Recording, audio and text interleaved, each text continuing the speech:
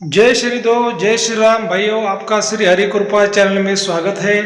आज का अपना विषय है गुप्त धन की सबसे बड़ी ज्वालामुखी नाग देवता शक्ति। इसके बारे में आज हम चर्चा करने वाले हैं, विश्लेषण करने वाले हैं। अगर आपने चैनल को फॉलो नहीं किया, शेयर नहीं किया, सब्सक्राइब नहीं किया तो पहले करिए, लाइक करिए।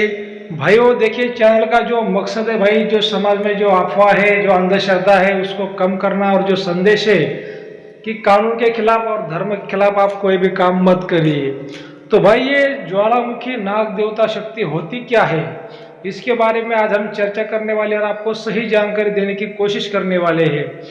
तो भाइयों, गुप्त धन एक ऐसा धन होता है कि जो पुराना धन होता है, 100 साल, 200 साल, 500 साल, 1000 साल, ऐसा पुराना जो जमीन में रखा जो धन होता है उसे गुप्त धन कहते हैं।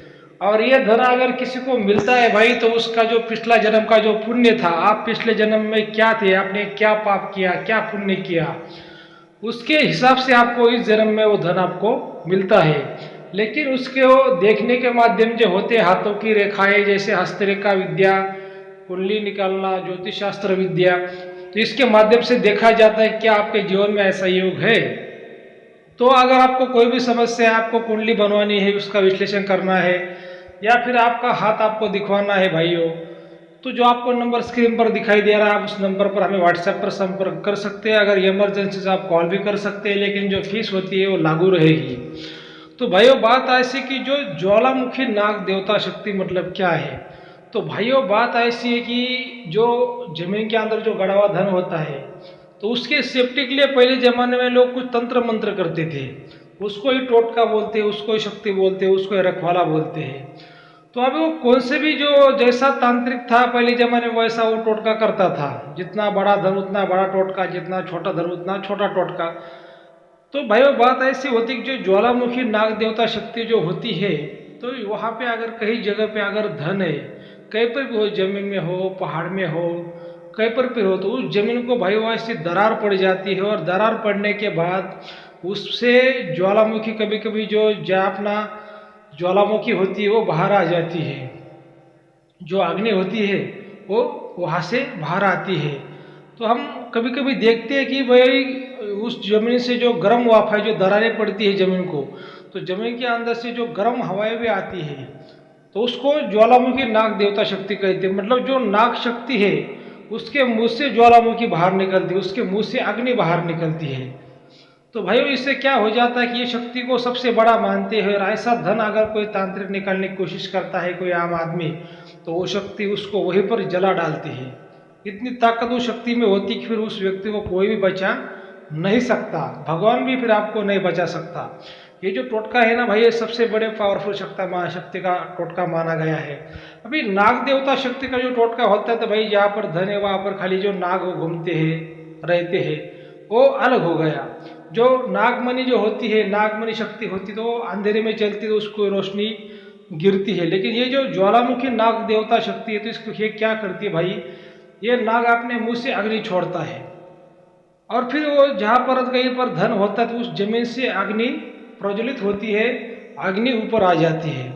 तो बहुत से ऐसे लोगों ने देखा हुआ है, पहले जमाने के जो लोग थे, कि भाई किसी पहाड़ से अग्नि ऊपर आ गई, भाई किसी पहाड़ से धुआं ऊपर आ गया, किसी जमीन से उनको अग्नि ऊपर आते हुए दिख गई, किसी जमीन से उनको धुआं ऊपर आते हुए दिख गया, किसी जमीन से वो राख उनको ऊपर आते हुए दिख गई, जली हुई राख। ऐसे बहुत से पहले जमाने को लोग वो देखते थे, उस पर चर्चाएं भी करते थे। लेकिन अभी देखिए भाइयों, ये जो बातें हैं ये बहुत पुरानी है, अभी ये नया जमाना है। अभी इस जमाने में ऐसी बातें तो बहुत कम हो गई, इतनी ज़्यादा बातें तो नहीं रही। फिर भी जो कुछ भाग्यशाली लोग होते जिनके जीवन में ऐसा कुछ योग होता है, तो उनको शक्तियाँ संकेत तो देती है। क्योंकि भाई जो जमाना होता है वो कितना भी अभी नया आ गया, लेकिन दुनिया में देवता भी है और दैत्य भी है। जब तक ये दुनिया रहेगी तभी तक ये दो शक्तियाँ हमेशा इस धरती पर रहेगी, देवता शक्ति और दैत्य शक्ति। इसी वजह से इतना हो सकता है कि भाई अभी जमाना नया है, तो जो लोग हैं उनको इस बात का ज्ञान नहीं होता, उनके साथ घटनाएं भी अगर घटित हो जाती है वो समझ नहीं पाते, ऐसी बातें होती है। लेकिन भाइयों ये जो गुप्त धन की जो बातें होती है इतनी आसान नहीं होती। अगर आपको ऐसे लगता होगा कि भाई कोई भी तांत्रिक आएगा और कोई पर गड्ढा खोद के आपको निकाल के देगा, तो इतना आसान तो बिल्कुल भी नहीं होता, क्योंकि अगर किसी धन को आपको पाना है तो एक तो आपका नसीब प्रबल होना जरूरी है, नहीं तो उस पर जो टोटका होता है, शक्ति होती है, वो शक्ति की परमिशन आपको मिलना बहुत ज़रूरी है। मतलब जो निकलने वाला तांत्रिक होता है उसको मिलना बहुत ज़रूरी, जो शक्ति उसकी होती है उसकी इच्छा पूर्ति करना बहुत ज़रूरी है। और ऐसे किसी धन पर अगर ये नाग देवता शक्ति होती है भाई, तो ये नाग देवता शक्ति डायरेक्टली किसी का खून पी लेती है, मतलब किसी इंसान को मार भी सकती है, इतना पावरफुल ये टोटका होता है। तो ऐसे टोटकों के पीछे तो कभी भागना ही नहीं चाहिए मेरे हिसाब से, क्योंकि जो आपका परिवार है, माता पिता बीबी बच्चे, यही सबसे बड़ा आपका धन है। इनका ख्याल करिए, इनकी देखभाल करिए। हाँ, अगर कोई किसी को संकेत भाई मिलते हैं, किसी को दिक्कत होती है, तो किसी पंडित की सहायता लेकर, किसी गुरु की सहायता लेकर आप उस शक्ति के बारे में जान सकते हैं, या फिर उसका बंधन कर सकते हैं, उसकी शांति के लिए कुछ हवन कर सकते हैं। ये बात अलग सी है। आपके मन की शांति के लिए आप पूजा पाठ कर सकते हैं किसी पंडित से, तांत्रिक से, वो बात अलग है। लेकिन कैसा है कि दिल में फिर लालच आ गया भाई, तो लालच में कुछ मिलता नहीं, लेकिन नुकसान हो जाता है। और देखिए भाई, वो बात ऐसी हो जाती कि अभी बहुत से लोगों के मुझे फोन आते हैं कि गुरुजी ये हुआ हमारे साथ, गुरुजी वो हुआ हमारे साथ हुआ, गुरुजी ऐसा नुकसान हुआ, गुरुजी ऐसा हुआ वैसा हुआ।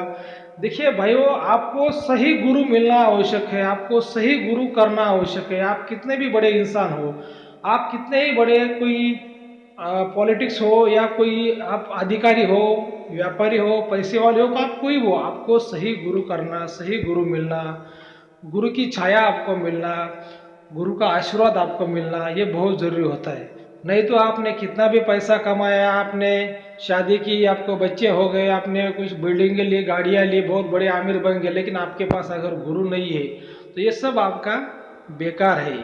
इसी वजह से गुरु करना, अच्छा गुरु करना, ज्ञानी गुरु करना, उसका आशीर्वाद प्राप्त करना, उसका विश्वास प्राप्त करना, ये आपके लिए बहुत जरूरी होता है। अगर किसके पास गुरु है भाई, तो उसको दुनिया में उसको कोई भी नुकसान नहीं पहुंचा सकता, कोई भी उसका नुकसान नहीं कर सकता। और गुरु हमेशा मदद करता है, अंधेरे से शिष्य को दूर करता है। तो गुरु का जो रोल है हमारे जीवन में बहुत ही महत्वपूर्ण है। अगर किसी ने गुरु नहीं किया तो आप गुरु करिए, गुरु का जो विश्वास होता है वो प्राप्त करिए, क्योंकि जिसके पास गुरु है तो दुनिया की कोई भी शक्ति उसका नुकसान नहीं कर सकती। गुरु ब्रह्मा, गुरु विष्णु, गुरु देवो महेश्वरा, गुरु को त्रिदेव से भी बड़ा माना गया है। तो ठीक है भाइयों, आज का आपको वीडियो कैसा लगा? अगर अच्छा लगा तो अपने चैनल को सब्सक्राइब करिए, फॉलो करिए, लाइक करिए। धन्यवाद।